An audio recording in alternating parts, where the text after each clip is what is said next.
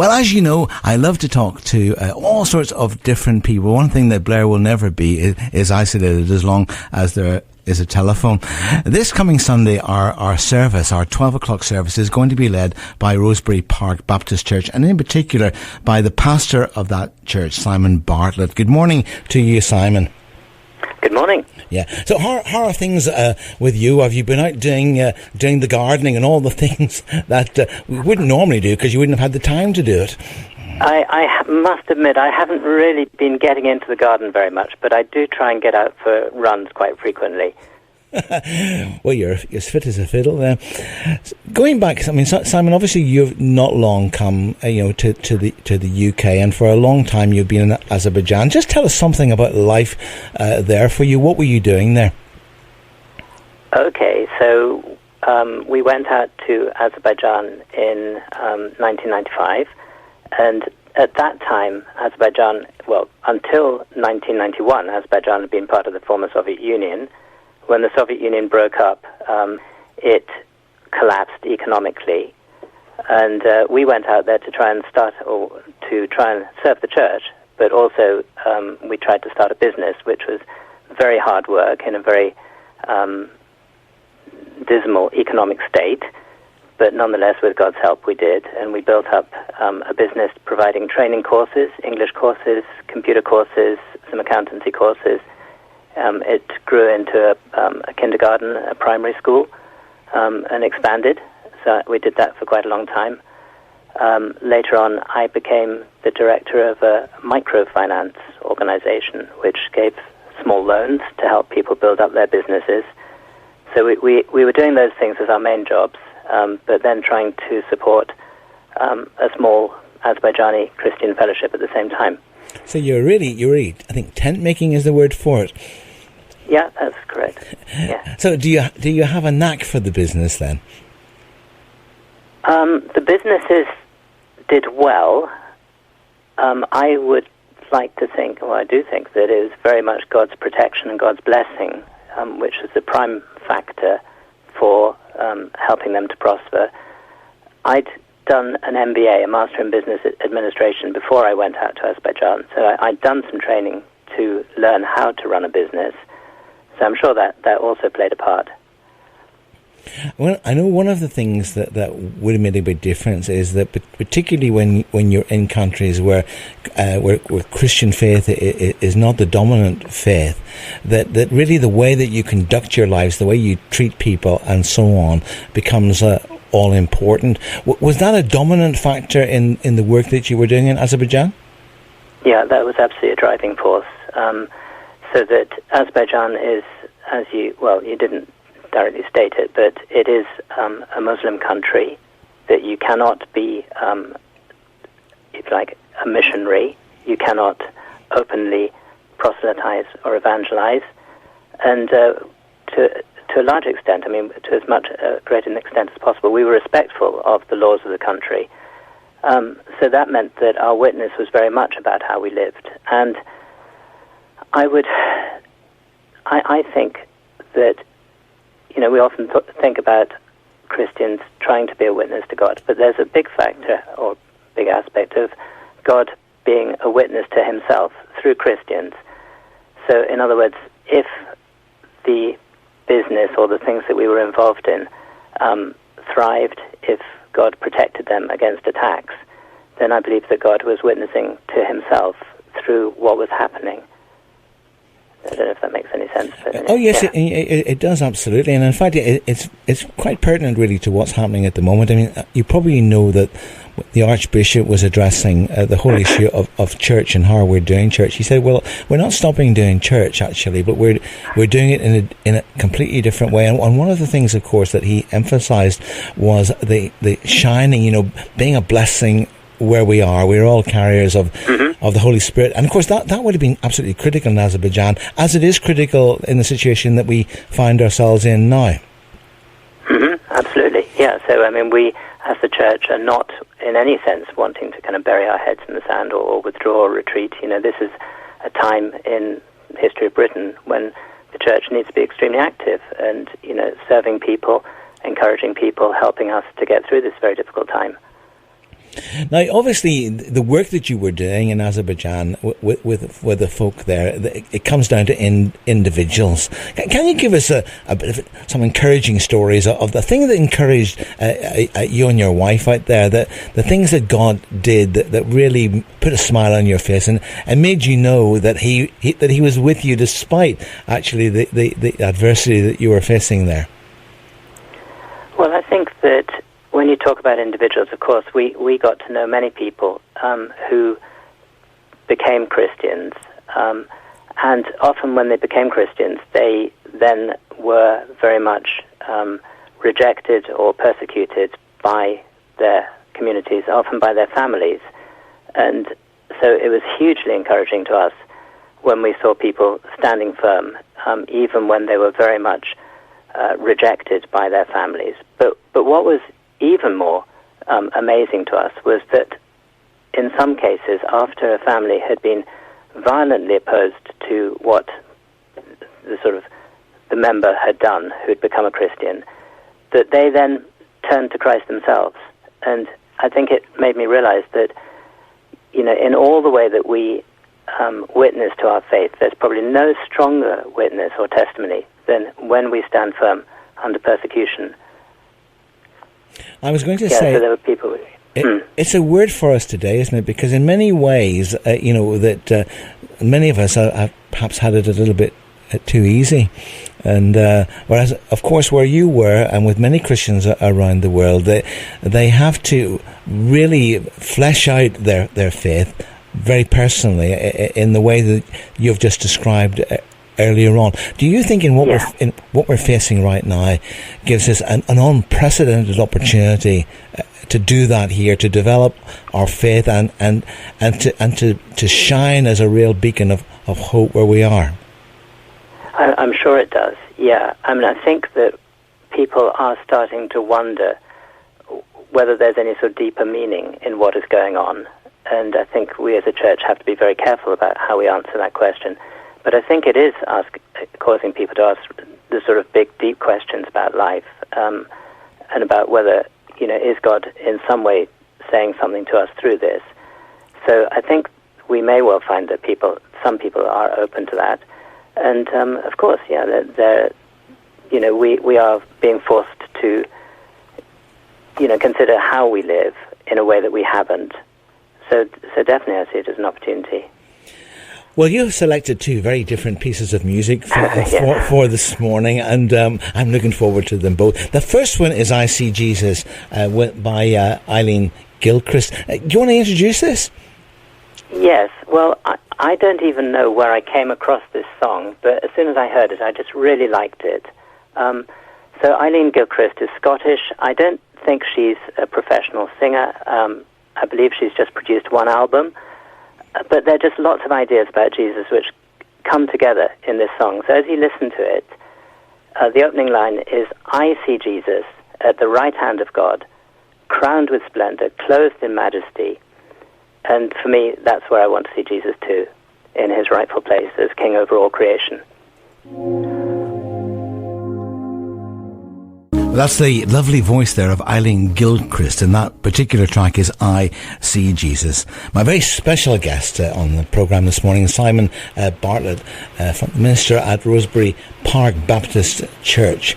So you got the call to leave Azerbaijan, to come back to Bournemouth. How did that sort of play out? Oh, well, that could be quite a long story, but I suppose from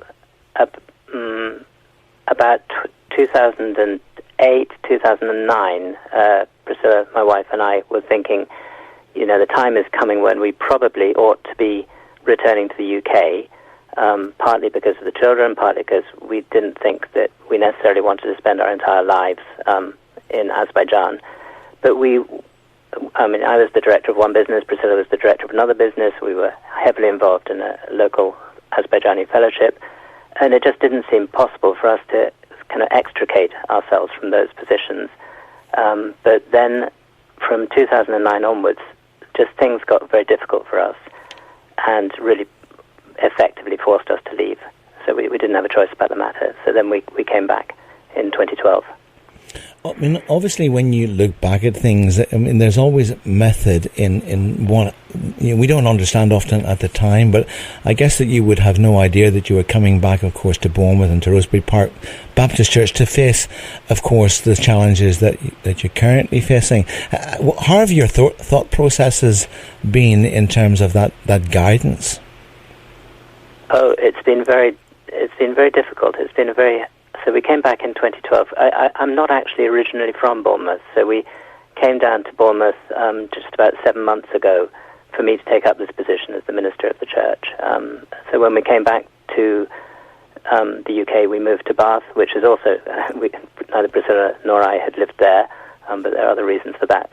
But it's been a very long process and very trying to understand, feeling a sense of God's calling into this particular area of ministry, to be a minister, and yet for a long time that didn't work out. I mean, it's interesting how God works, isn't it? Because we somehow figure things out. So we think we figure things out, and then everything goes pear-shaped, and we don't know where we are. But I guess that whether you're in Azerbaijan or whether you're in this case in Bath or Bournemouth, that actually, I suppose, knowing that even though we don't understand, that somehow in all of the confusion, that God has a wonderful way of shaping our character and working things out. Are you discovering that, you and Priscilla? Yeah, absolutely. So I think I totally agree with you. So it was a long process. We came back in 2012. I was at that time thinking about or sensing God's call to be a minister, and yet I was only called by a church and only ordained in the second half of last year. So it was a very long process, and I very much think that God had to do some work on me to try and make me in some kind of prepared to do the job that I am doing now. So I think I would have been very unprepared. So tell us straight into it.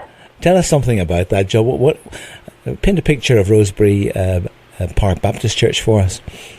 Okay, so it's a church on Boscombe High Street. Physically, I think the building was probably built in about 1930. I could be wrong on that. So it's not one of the kind of older-looking churches, and on the inside it looks reasonably modern. In the past, it had a very large congregation. At the present time, the congregation has declined. So we're maybe 30, 35 people, that's all. It is elderly, but the people are very warm. They are people who love to help, and there are many people there who have a deep faith and are putting their faith into practice. So, and Priscilla and I have been very much made welcome and feel very much part of that church and that community now. And we're looking for ways that we can be engaged with our local community. I think we are to some extent, and we'd like to be even more. Well, not the least of which is appearing on radio. Obviously, you're not able to meet in the traditional sense of being together. So how have you risen to the challenges of that? Well, that's a very interesting question. So that the easy thing, which is what we're doing now, is just to talk with each other on telephone. The more difficult thing is getting technology to work for us. And I mentioned that the church, a large number of the members of the church are kind of getting on in years, and they're not terribly familiar with or comfortable with technology. And yet it is the way that connections work best nowadays. So last week we had our first church service using WebEx, and a lot of people managed to get onto it and were really very pleasantly surprised at how well it worked for us. So we were able to see each other, chat with each other, and do lots of the things that we would normally do. That's a new one, actually. So that worked well for us. I've heard of Zoom and numerous others, but never that one. But obviously, it is a very well respected platform. Yeah, fantastic. It's a good one. Now, of course, you're going to have a first this coming Sunday because you're bringing the Palm Sunday service to the radio, and yes. Faced with the challenges of getting ready for all of that, what can we look forward to? Well, we're going to be one thing we will have is that there's a lady called Valerie Stupple who founded a care home for people who have got some special support needs. And so she's going to give a little bit of a talk about how it came about that she started that. And I mean, I think the situation for care homes is very much in the public eye at the moment, with how we protect them in this coronavirus situation. But also I think that would be a very interesting story. And then we'll be looking at what was going on Palm Sunday with Jesus coming into Jerusalem, and, you know, the question, do we welcome Jesus as King? Which is a very important question for all of us, I think. So, yeah, but I have to admit I haven't got it fully worked out, but there's a couple of things. I think it's called flying by the seat of our pants, Simon. You know, well, yeah, we'll get round to it. It makes you feel I any never better. want to do. Yeah, I don't like to do too much preparation far in advance. Yeah. Yeah, and also it does give the Holy Spirit room to interfere with all our plans, doesn't it? Yeah. Thank you so much for joining me. Now, I know you want to give a shout out to some of your family members, so please go ahead and do that. Yeah. Okay. Well, I just want to sort of say hi and love you to Priscilla, Sophie, and Daniel, and also to the Rosebery Park Church family. I know that my brother-in-law Sam is listening in Sri Lanka, and also my sister-in-law Persis in Portsmouth. So just hi to all of you. The wonders of technology. Now, your final choice of music is from Dire Straits, taking us back a bit. So tell us why you chose this. Okay, well, I mean, just simply because I love this piece of music. I think the guitar playing is just really amazing. It also tells a very good story. It's called Telegraph Road. I found out later that Telegraph Road is an actual road in Michigan that Mark Knopfler, the singer and guitarist, was traveling down, and it inspired him to write the song.